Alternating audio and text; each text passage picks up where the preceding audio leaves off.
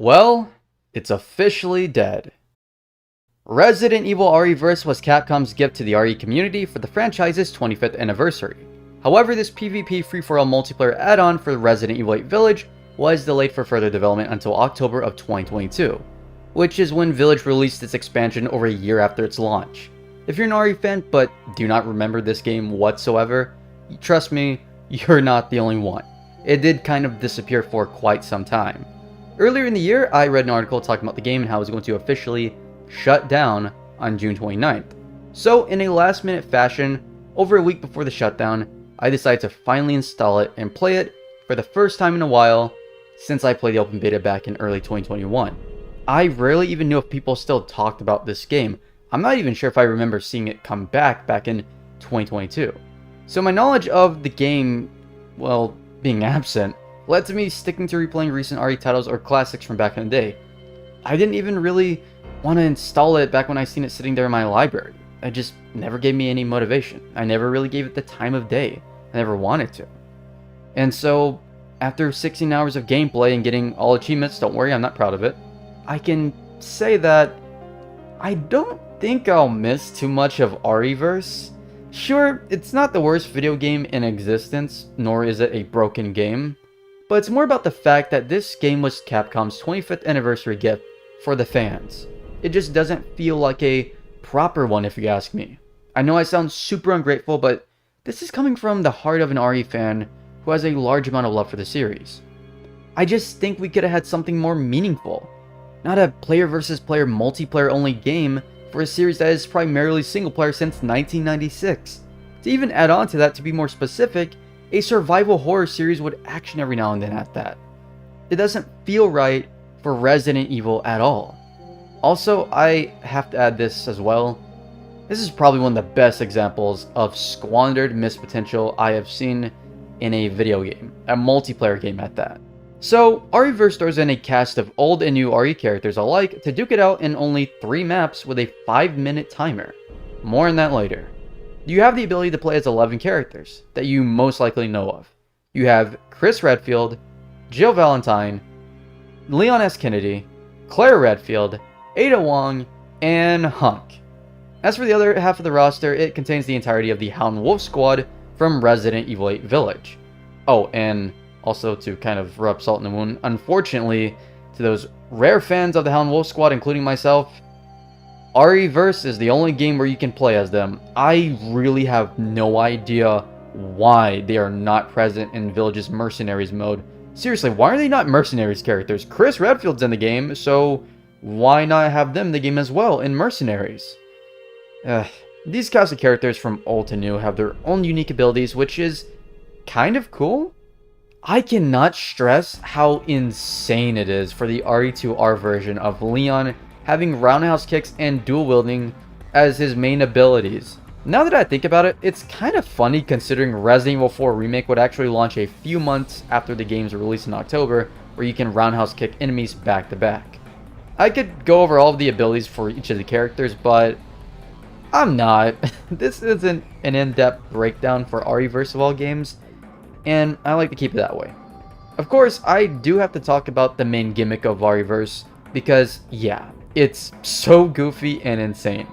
The main selling point, aside from a large PvP crossover of characters, is the fact that you have the ability to transform into a bioweapon. It's kind of unique in a way because other than Resistance, it's the only game where you can actually play as BOWs.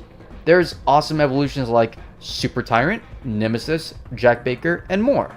As you fight each other in the game's limited set of maps, virus capsules will spawn around the environment. Stacking them will result in a greater BOW to eliminate other players with. If you have none, you become a fat or bloated molded by default, which not many players really like that much, and it only has some rare uses.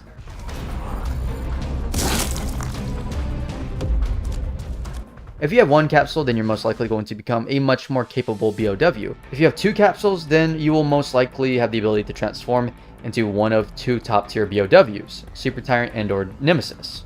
Transforming into these BOWs is very easy actually. All you have to do is die. Just die in game and then you transform.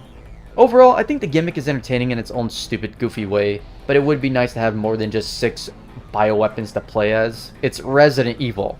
You fight bioweapons. What is so hard about adding more of them? Oh wait, they can't anymore. Right.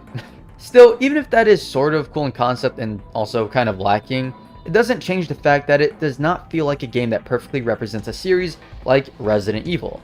So not to get too in-depth with the game because it's kind of basic and, you know, shallow, let's just talk about what this game could have did way better in the first place. First off, this game should have way more content than it offered. We're only limited to only 5-minute matches, with no options to increase the time, as well as having only 3 maps to play in. Yes, 3 maps, like I stated before, only 3 maps in a multiplayer game. The R.P.D. from Resident Evil 2 Remake, the Baker State from Resident Evil 7 Biohazard, and the Village from Resident Evil 8 Village, as you might have guessed. Personally, I think there should have been additional maps over time, like maybe Raccoon City elements from Resident Evil 3 Remake, Castle Dimitrescu and the Factory from Resident Evil 8 Village, perhaps maybe even shorten maps of the village, the castle, and the island. So why not try to implement those? Because the Mercenaries mode gave us that in RE4R. It's that simple. Just kind of, you know, move it over. It's on the RE engine, so why not?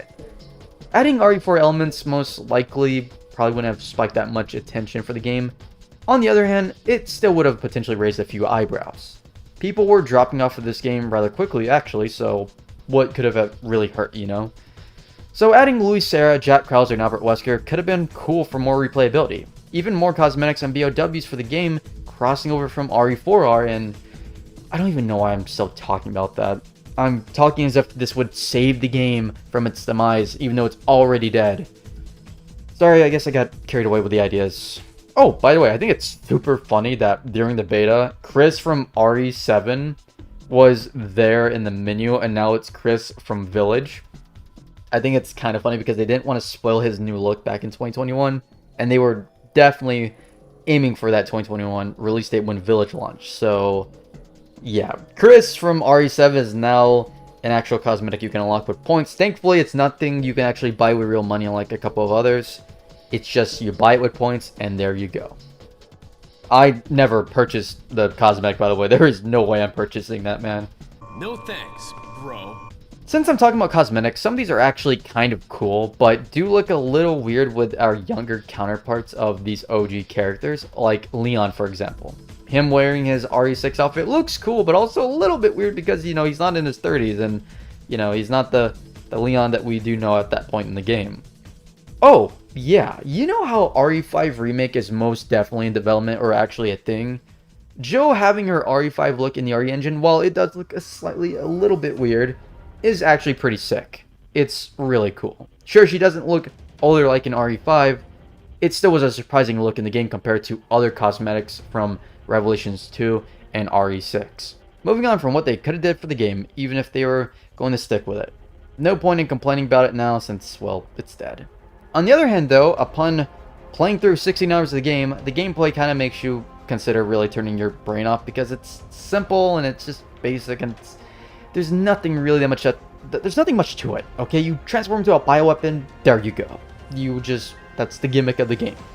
So nothing really new to add on to the battlefield. However, despite it being sometimes a little bit fun, and trust me when I say this, listening to Looming Dread, aka Hunk's theme from RE2R, gets really stale really fast. I love the theme, but when you hear it for the 100th time, you'll go insane. There's far more music to use in the RE games than just Hunk's theme. After each match, you just gets old.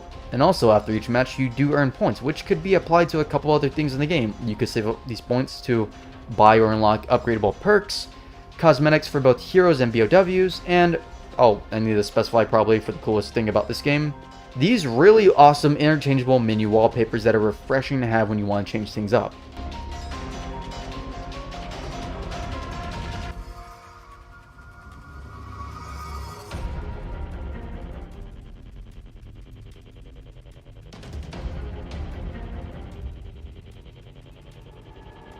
I cannot stress how awesome these are, but why aren't they stuck to a game like RE-verse? It just doesn't make much sense. These would be amazing to have an RE portal if not downloadable from the site for your PC. Seriously, look at these images here, man.